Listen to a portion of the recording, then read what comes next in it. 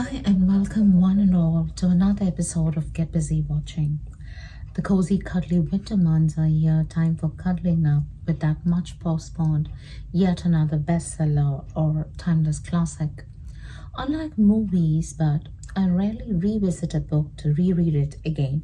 When I feel like seeping into the glory of a written work all over again, I often tend to catch up the screen adaptation of that book. This season of coffee indoors, when there is not much out there to venture out, I thought of these famous and not so famous screen adaptations of some of my favorite books that I strongly recommend for you to visit or revisit. My first recommendation would be the Olive Kitteridge miniseries on HBO based on the book by the same name by Elizabeth Strout, which was aired around 2014, I believe.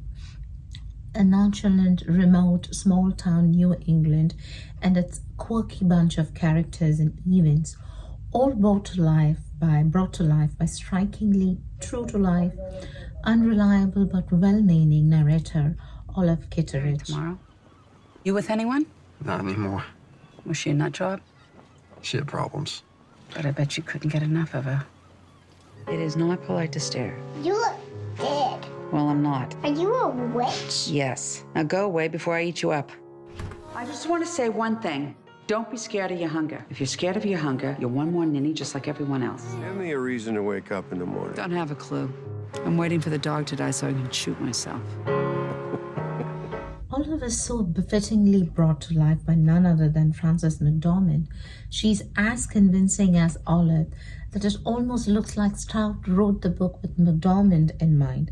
She brings alive Olive, the caring schoolteacher who doesn't fail to see the positive side of all her pupils, the practical, at times unfeeling but caring wife, the strict taskmaster, at times bossy but loving mother, and the frank, straightforward yet conscientious neighbor who calls a spade. I would highly recommend this 4-episode short series directed by Lisa Kolodenko, which successfully brought back the mood, the feel, the outlook which the book evoked in me, bringing forth the humor and the inevitable truths behind the relationship quagmire that we all call as You say life. these horrible things to me that make me want to crawl into a hole and die. Just admit that you were a horrible mother. I would have drowned if it weren't for Mrs. Kittredge. You were like my guardian angel or something. It baffles me, this world. The avid book lover in me, wallowing myself in the glory of the classics, would never give any credit to the visualization of a classic over the book, like ever. But E.M. Forster's Howard's End was one such evergreen English classic close to my heart that I recalled and relived through the 1992 movie adaptation by James Ivory, starring stalwarts like Emma Thompson and Anthony Hopkins. While my recommendation today is not that much talked about widely acclaimed 1992 movie, but a 4-episode mini-series on E.M. Forster's self-same book by BBC One, released around 2017. Father? I don't understand. It's a letter from your mother. What does it say? I should like Miss Margaret Schlegel to have Howard's End. What? Who is Miss Schlegel? Your mother admired her. Miss Schlegel was very kind. The house meant so much to her. It isn't like her to leave it to an outsider. How do you do? Thought I recognized your voices. I like Mr. Wilcox. Only because you dissect him. Don't you dissect Mr. Bast? I like him so much. We're always dissecting people. I didn't believe before I started with this series that anybody could do more justice to this social drama on class and character more justice than Anthony Hopkins or Emma Thompson brought forth in their 1992 movie. But amazingly, they did. Haley Atwell, Philippa Courtfield, Matthew McFadden, also expertly handled by Hetty MacDonald in the series, that they succeeded in bringing to life a forgotten pre-war era of British intellectualism and class divide. It is a wonderful feeling knowing a real man cares for you. Meg, don't do such a thing. I know, you don't. What do you know? Don't. Going my own way. I must speak to Mrs. Margaret Wilcox. Mr. Bast? Do you pretend to hide this dreadful secret? No! Margaret! A Suitable Boy. This original 1993 epic saga by Vikram Seth, sprawling over 1,349 pages, one of the longest novels published in a single volume, I remember, was such a grand treat that I immersed myself in. The 2020 televised version for BBC by director Meera Nair has brilliantly attempted to capture the length, breadth, and grandeur of the novel, though not the humor, I believe, taking us all back in time to newly independent India through its multiple, rich, vivid, powerful, relatable, flesh and blood characters. So you don't like him? No. I have no reason to like him. You know, it's not easy for men to talk to us. We shouldn't be so hard on them. Nice hair. Nice eyes. Yes. But so what? I have nice eyes too. And one pair is enough.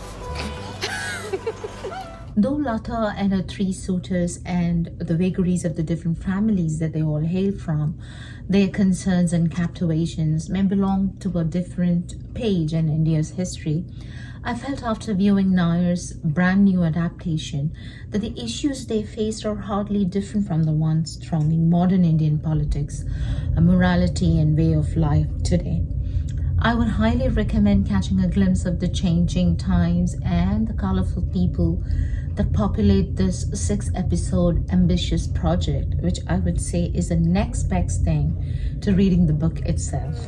I've never seen Amit like this with a girl before. I hope you haven't been putting ideas in Lata's head. Or his. I haven't put anything there that wasn't there already. Look at them. I don't think the tango is a nice dance for young people to be doing. But we all seem to love it. And it takes two to tango. I believe one of the best fiction writer alive of our times is none other than Booker Prize winner Margaret Atwood.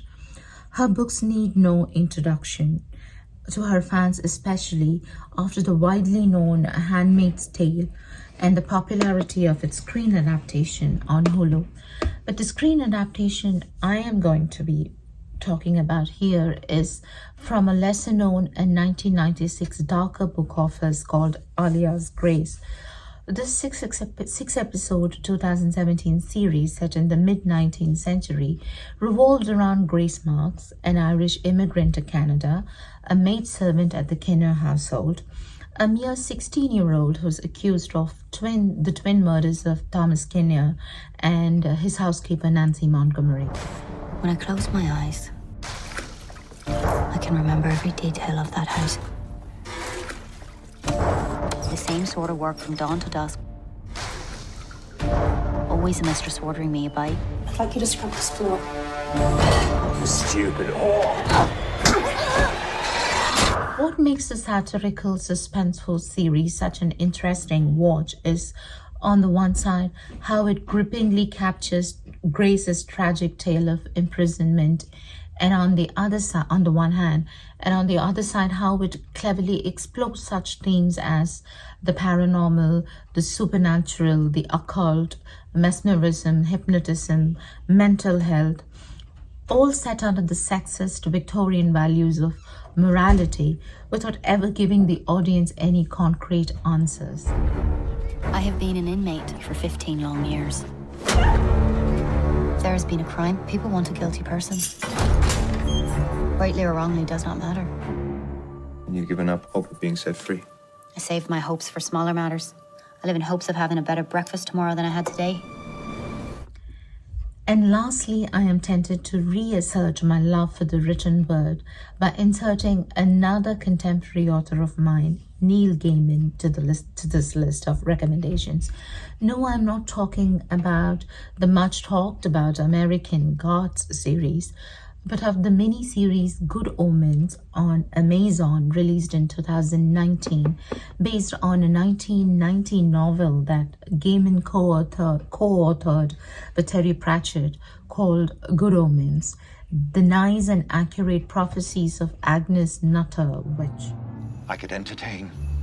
No, please no. I just need to get back into practice. Oh, no, don't do your magic act. Please, please, I'm actually begging you. You've no idea how demeaning that is. Please. In your finger. No, it was in your ear. It was in your pocket, then you... It was close to your ear. Never anywhere near my ear. Well, no fun. Fun? Yes. It's humiliating.